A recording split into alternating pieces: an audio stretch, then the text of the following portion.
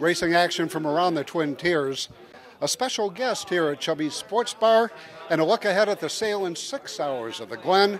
All that and more on this edition of The Race Report.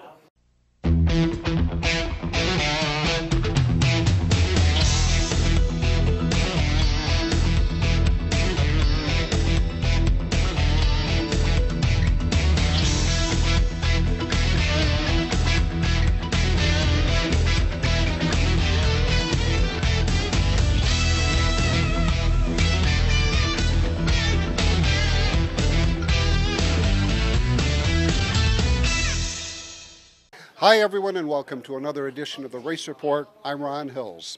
Shangri-La Speedway returned to action on Saturday night. Joe Lane scored another four-cylinder win. On the microphone is Morgan Colgrove. Up through the gears they come. Lane thinking about making it three-wide. Down the inside of turn one. Thought better of it when he got there. Blackwell in command out there in the number 3 machine. The 4 of Lane right there on his back bumper. A.J. Lane riding 3. Nolden is 4. Bailey 5. Lane again trying to get his nose up there. He's got the front wheels up even with the back wheels, but he wasn't sure that Blackwell had a good look at him and backed off.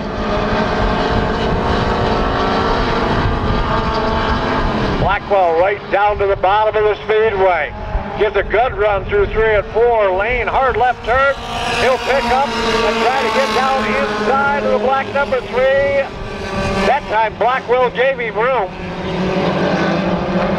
Lane takes over the number 1 spot. Blackwell right there second. Swing by the lap car. Nolden gets another run off of turn 2. Got the front wheels up even with the back wheels on the Blackwell machine. White flag on the speedway for Joe Lane. The battle is heating up for that runner-up spot. Nolden has tried him inside and outside. Can't quite get it done. They've been racing so hard, they've started to close back up on A.J. Lane. Off turn 4. Working the outside lane, checkered flag out for Joe Lane. A.J. Lane will pick up the number 2 spot. Blackwell hangs on for 3. Tony Hanbury dominated the sportsman race. In street stock action, the win went to Billy Coyle. Waiting for the word off of turn 4. The word is go. Coyle and Zacharias head-to-head into turn 1. Zacharias trying to sneak up around the outside. Gets a power move off of turn 2. Trying to break away from the rest of the pack. Zacharias staying right there. Coyle will get the spot as they exit turn 4. Billy Frisbee right there in the number 3 spot. Sharpstein and Noe battling over 4. Underwood back there 6.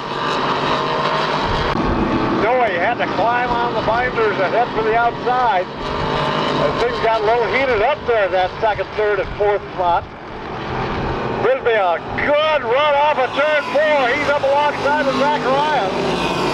Going to take away the line. Noe tucks right down to the inside lane. Pulls up on the bumper of Frisbee. Going to pin Zacharias to the outside lane as they work down the backstretch. Gary Noe working the inside lane. Zacharias working the outside lane. Zach going back to the number 4 spot. Noe has got a head of steam up. Took a peek to the inside. Wasn't quite up to Frisbee.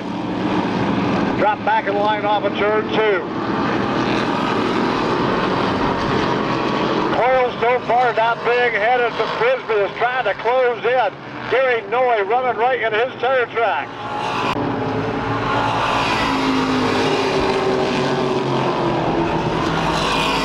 Noe almost sideways into turn 1 and some smoke showing off the number 1 machine.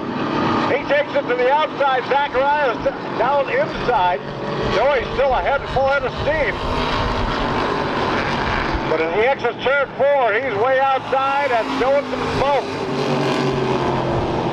Not sure if he's got a tire rub when the car leans over or whether he's actually got an engine problem. He's been fighting that car for the last couple of weeks.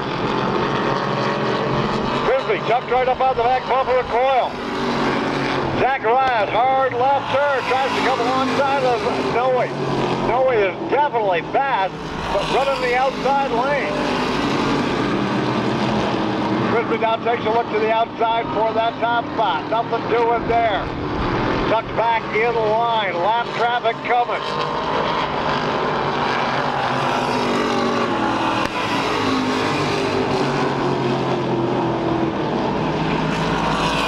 Noe getting a little bit loose on the turn two.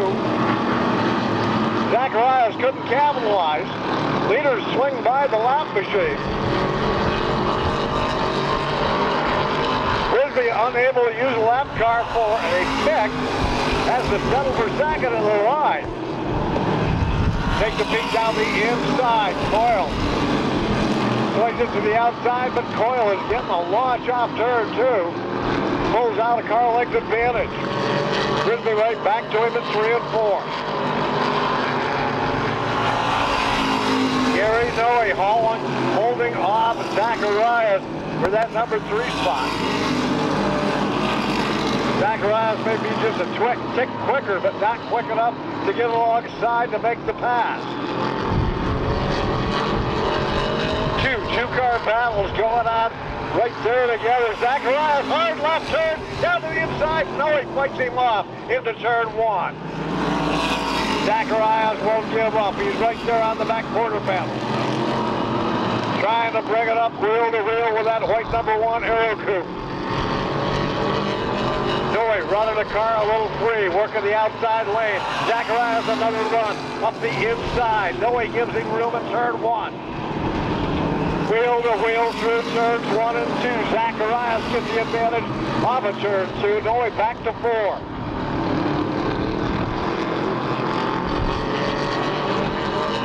Coyle doing everything he can to keep that boost off his back bumper. Bill Frisbee driving the wheels off that machine, trying to get right up there to make a pass. Pulls it right up on the back bumper in turn 4, tries to bring it low. Can't get the advantage. Both cars evenly matched as they work down the front straight. Frisbee trying to figure a way to get alongside. While they're doing that, Zacharias is starting to close in. The gap between second and third has gotten a lot narrower. Zacharias' tires are working now. He's been a little adjustment. And Frisbee loses the rear on coming around turn 2.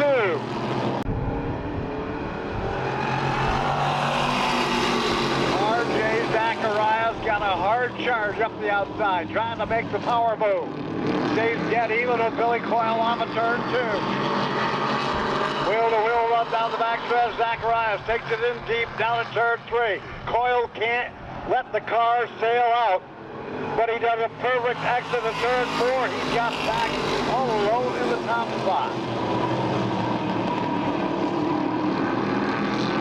Zacharias looking to the outside, taking a peek to the inside. Sharpstein being heard from. He's in the top 3 group now. Tarbox rides 4. R.J. Zacharias trying to figure out what he can do to get back in contact with Billy Coyle. Billy Coyle running a picture-perfect corner.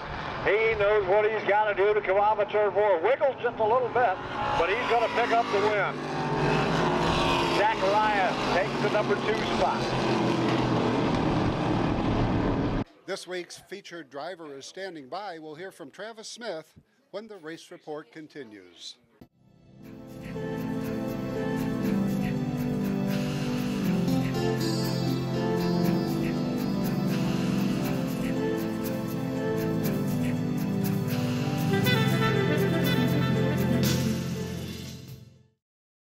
Coast Catholic Shop on Endicott's Washington Avenue has offered our Catholic community the finest selection of religious gifts, holy medals, rosaries, statues, and more. Visit Satico's Catholic Shop, Washington Avenue, Endicott.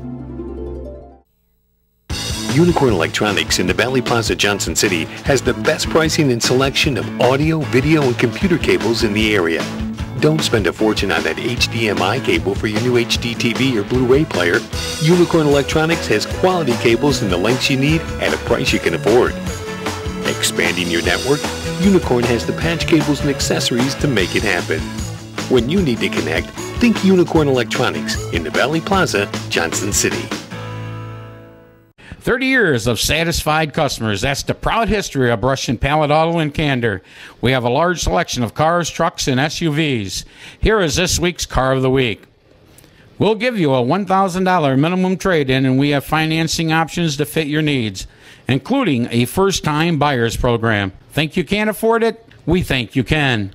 Check us out at brush-pallet.com or visit us in person at 598 Owego Road in Candor, New York.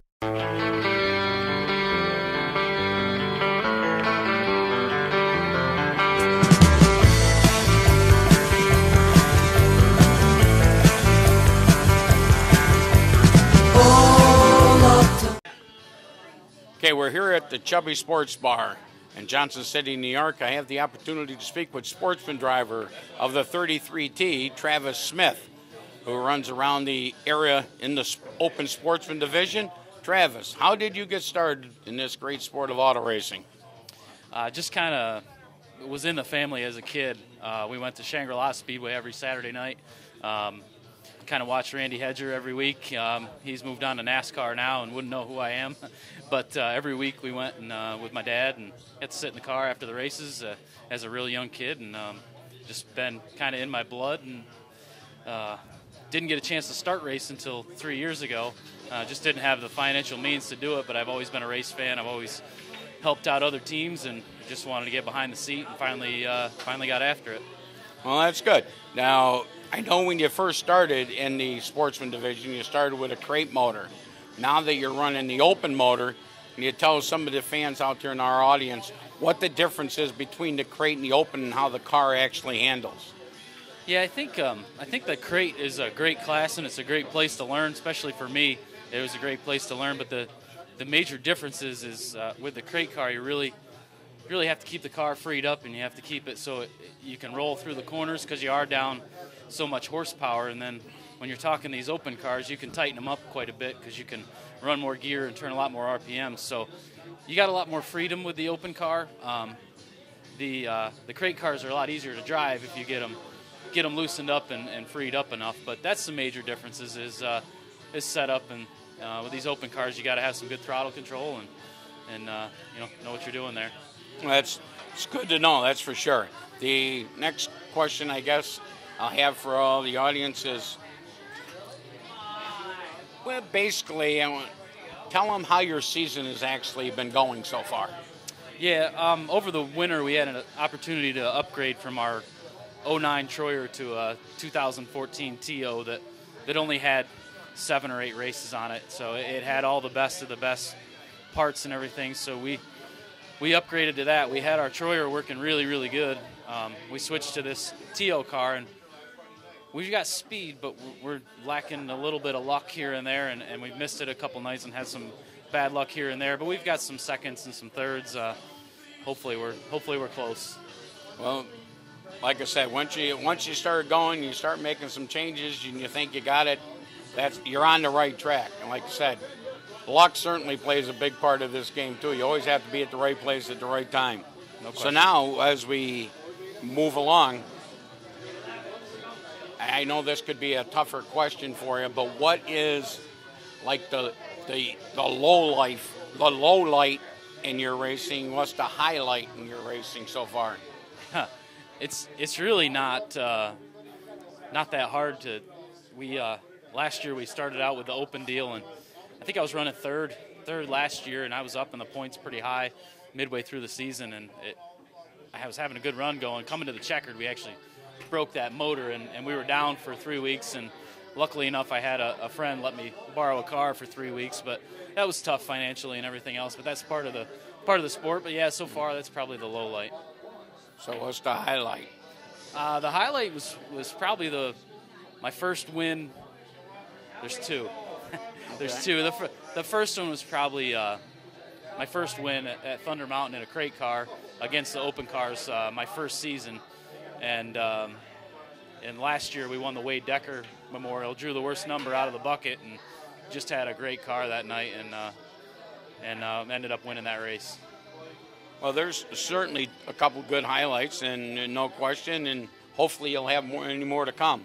Now, to get those, and like I said, I know a smaller team, I should say, but what helps you get there? The sponsors, your crew. How do you get to the races each and every week? It's none of it's really by luck. There's a lot of hard work with all these race cars, but I've got some good sponsors. Harpersville Farm and Garden helps me out a lot. Dale and Sue Smith, Witt's Barbershop down in Afton, Bilstein Shocks, Racer's Edge on the motor, Sydney Auto Body, and Wagner Welding. How did your number come to be?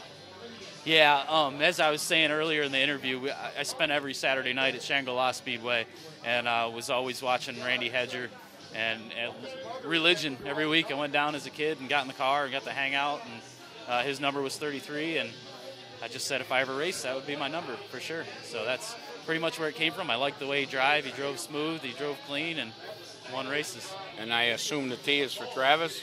Yeah, the T's for Travis, and I gotten a little ribbon about it being too small and the fans can't see it.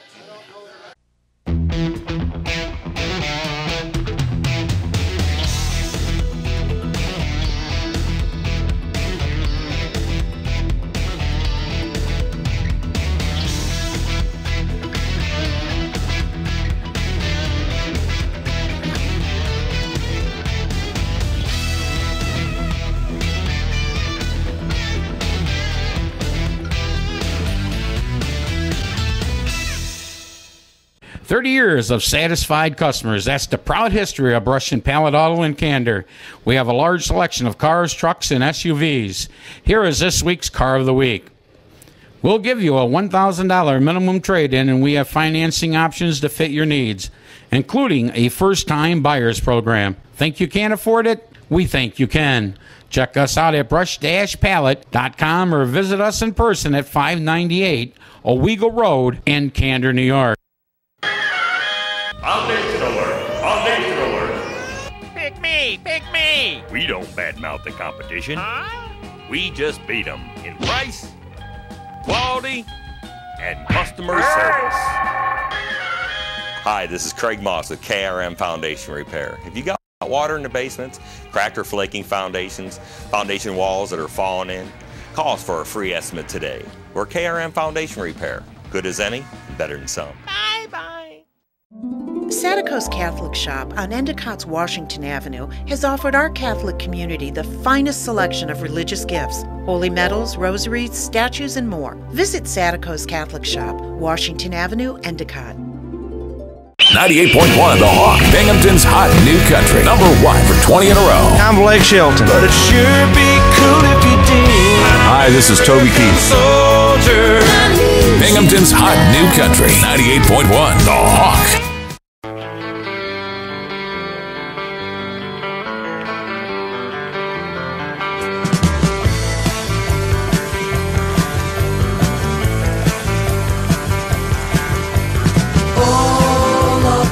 Welcome back to the Race Report to Thunder Mountain Speedway, where Mike Mahaney captured the XL 600 modified feature.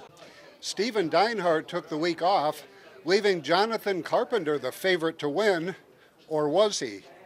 21 strong, 20 laps, $500 to the winner, courtesy of Barrett's Race Cars and Components here, Street Stock Division, Sean Boynton, Earl Zimmer up there on row number 1. Sam looking them over, Boynton and Zimmer. Side by side, green it out.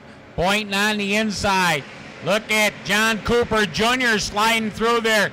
He's up to third. He wants to dive down to the bottom. He sticks a nose in front. Temporarily your leader down the backstretch. Into 3 and out of 4. Looks like Cooper gonna lead lap number 1 here. Wow, 4 wide at a turn number 4. Cooper out front, Spencer working down to the inside, Boynton there in the middle. Here comes Sharpstein, Russell, Shane Wolf, Jonathan Carpenter, 3, 4 wide again into 3. What great racing, the full fender division here. Cooper your leader, Spencer right there second, Zimmer up on the outside running third. Fourth down on the bottom, Here comes the 5 of Rich Sharpstein. Wolf on the outside, Cooper on the inside. Good side-by-side battle out of the turn. Here comes Brett Barrett in that 109, Leon. He started dead last, and look at him start to work up through. Another guy looking good here tonight, his second start. Pat Volter in that 4V, and that Park and Recreational construction ride. Wow, 3 wide. Look out, Force getting it around sideways. A little ping pong over there in the turn. Garland goes around. Out of the turn, the green is out. Pat Volter a little bit out of shape as him and Spencer got together, but everyone straightened out. Brett Barrett right back in the thick of things here with the 109. Contact here in the back of the pack as Garland gets out. He should be good. Wow, look at him out of the corner. They're going to go 3 wide, 4 wide. Volter out of shape. Barrett down to the inside, and he's going to hang on to it. Gathers it back. Volter down to the infield. Unbelievable. Nowhere to go for Volter. He got into the side of the 109. A little bit of contact there with Boynton working off the inside of Beebe as Levi is going to keep it rolling. Oh, Jason Beebe all around all by himself. He collapsed Trevor Dudley, Gene Sharpstein, Rich Sharpstein. Some heavy carnage to the front of the Trevor Dudley car. I believe a left rear flat on Gene Sharpstein. Out of turn number 4 this time. Checkered flag set to fly. Got the victory go. The Pennsylvania runner, Shane Wolf Jr. Wolf getting the win. Cooper second. Carpenter third. Sean Boynton fourth. Donnie Russell fifth. And what a great field of street stocks they have each and every week at Thunder Mountain Speedway. To open sportsman action where Kevin Jordan scored it back-to-back wins. It's taken a while for defending champion Brent Wilcox to find victory lane this year, but Saturday night he scored a convincing win. Side by side. Green is out. Somebody way down on the bottom there. That was Brian Malcolm. He tried to work down. Now Byron Worthing there in the mix. Well, leading lap number 1, Mike Nagel Jr. So it's Nagel out front, Balzer in second. Whoa, Wilcox way up the speedway. Balzer goes right around and a knot over there in turn number 2. Went by that time, 9 laps in the books, 21 to go. Brian Malcolm trying to work around Mahaney. And now Brent Wilcox and Nagel had a little get-together as Nagel tried to come down as Wilcox was going up. They got it sorted out. Wilcox, your new leader now. Wilcox checked out. Battle is for third. Here comes Chad Cook again, getting that machine rolling on the outside. Now here comes Stoll down to the inside as they'll split the Spoonhour car out of the turn. Brian Malcolm got by. He's up to position 6. Cook making the outside work. Stoll making the inside work. As those two battle right now for 3 and 4. Down into turn number 1. Cook still up there, working that outside lane, going wheel to wheel with the 19 of Chris Stoll. He'll switch lanes this time. Look at Chad Cook. Nice move there. Gets into third. As they work it down into turn number 3 out of 4 this time. White flag out for Wilcox. Wilcox sees the white flag flying all by himself. Cook second, Stoll third. Look at the battle back through there as they continue to go. They're going to go 3 wide there on the home straightaway. Malcolm moved out on the home stretch. The win going to go to the 27 of Wilcox. Cook is second. Third is Stoll. Fourth is Billy Spoonhour. Fifth is Mahaney. Rashinsky gets 6. Pat Jordan was the winner in the 602 Sportsman race, a race that may have had more cautions than laps. It's Daniel Pease with the early advantage. Here we got one around right off the bongo bat. That's going to bring a yellow out. Pat Jordan making some moves right now inside. Dustin Jordan gets a spot over there. Oh, man, we got 1, 2, 3 of them. Both Powell cars. And Pease still your leader. A couple cars out of shape. Hang on. Caution coming back out. Pat Jordan trying to get that win back that he lost. We got contact here as Dustin Jordan going to the infield.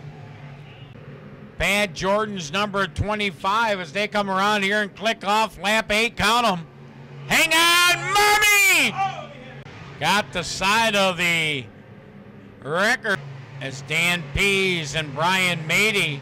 Mady slides by, and then Dan Pease goes around in a knot right where Shane Spoonhour was going to make a move, and he ends up in the window of Pease. And that brings out a yellow. So green, 12. They got the 8 going around, the 13 stopping. A couple other guys getting together. We got 19 in. It's now or never. Going to take one more dive to the inside. Not going to be able to get her done down the back stretch for the final time. Mady sets it up there on the inside, pulls up to Jordan's pack bumper, but it's Pat Jordan in for the win. Wayne Ross was the winner in Rookie Sportsman action, and Dylan Robinson remains undefeated in the 4-cylinder division. This season, The Race Report is on Twitter. You can follow us at The Race Report TV. A reminder, the Salem 6 Hours of the Glen is coming up. For more information, log on to theglen.com. Please join us Monday night here at Chubby's Sports Bar, 7 o'clock for The Race Report, 8 o'clock for Race and Trivia, presented by Salamita State Fair Speedy Sauce. For everyone at The Race Report, thanks for watching. Until next week, I'm Ron Hills, and I'll see you at the races. Wilson down on the bottom. Travis Smith kicked in the outside wall, working around lap traffic as the C38 goes to the infield. It's still Travis Smith, your leader. Colton Wilson right there, second. Heavy lap traffic. Put some white walls on the tires of the 33 as he hit the concrete on lap number 32, but still holding on out front. It is Travis Smith. Colton Wilson there in that number 2 position, lurking as they head into turn number 3. They working hard through the turn. Right now they're 1 and 2. They're Nick Nye. He's there in position number 3. Position 4 now is Kenny Hammond as he gets that spot away from 5th running Chance Spoonhour. Smith still battling lap traffic there. The 34 Shane Spoonhour set to go a lap down over there in turn number 2. Wilson doing his best to stay with the leader as they head into turn 3. They come by this time. It's going to be 3 laps remaining. 37 in. 3 laps remaining. This Wade Decker Memorial Sportsman feature goes. They take it down into turn number 3 out of 4. Popsicle sticks in the air. Binghamton, New York driver Travis Smith has 2 lap cars directly in his path. He'll work to the inside over there in turn number 2. Oh, contact just a bit down the back straightaway. Smith will swing it up to the outside on Lance and Albanese this time as they come to the white. White flag out one more time around for the driver out of Binghamton, New York. At Harpersville Farm and Garden. Down into 3, winning the Wade Decker Memorial Sportsman feature go. It's Travis Smith. Second is Colt.